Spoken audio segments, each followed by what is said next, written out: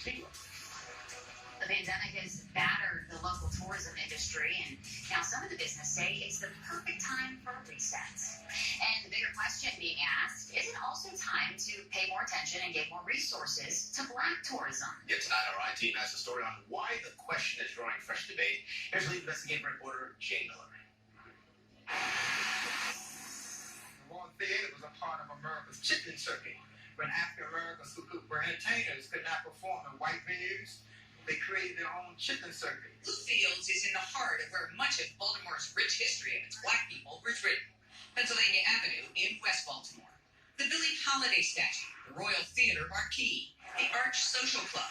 It was here that Black people created their own businesses, culture, and entertainment when they were barred elsewhere. Athletes wanted to play ball.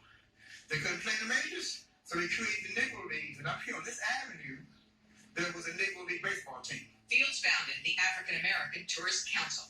He has made it his mission to draw more support from the city for Baltimore's Black history sites and promotion of Black tourism and culture. There's little direct support in the city budget. There's this amount of money for ethnic minority tourism issues. That's like a zero.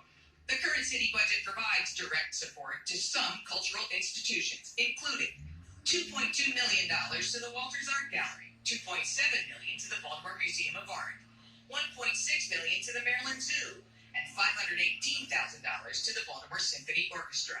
There is no direct support for institutions like the Great Blacks and Wax Museum, nor dozens of other sites focused on telling the story of the city's Black people. The story there is phenomenal. I mean, the history is absolutely remarkable. Christy Goldman has headed museums for 30 years, including the Old City Life Museum in Baltimore.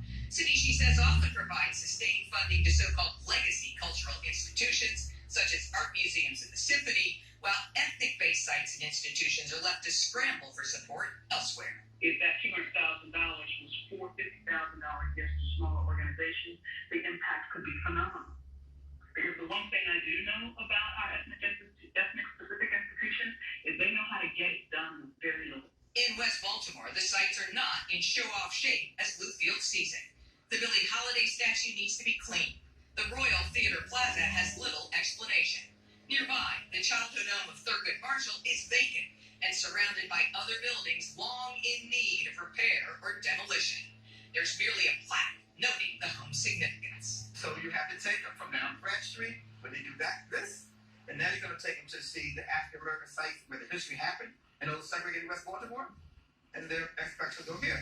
But they look around and say, hey, why is Branch Street so clean, and why is Pennsylvania Avenue so litter filled? That's the number one complaint I receive.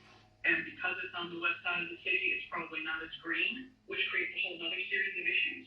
So perhaps the city decides that it's going to help green that area so that it does become, visually more attractive, and it would break down. So that's providing resources within that community. Downtown, Derek Vaughn wants to see a greater coordinated effort on tourism. He founded the Truntastic Mile with a vision of making Pratt Street one of the most iconic streets in the country. But it is now stained by vacancy and Harbor Place that's fallen further behind. Something has to change. So there has to be some type of initiative that's going to want to bring businesses, restaurants, or some other segment of retail back to downtown. If not, we don't want to be like Detroit. Or like Detroit was. Detroit has moved past that. They're getting better. So we have to put some type of initiative that's going to bring business here. People are pulling out. Anchors have left. So now it's like a ghost town. But after COVID, you just can't tell people to come back to that. You haven't even put anything in place to make it better. Recently, Blue Fields and other advocates for Black tourism tried but failed to convince the city's spending board to devote some of the money collected for the downtown tourist district to better develop and promote Black historic sites. In fact, if you Google best sites for Black tourism in the country, Baltimore rarely makes the list. I'm Jayne Miller, WBAL TV 11 News.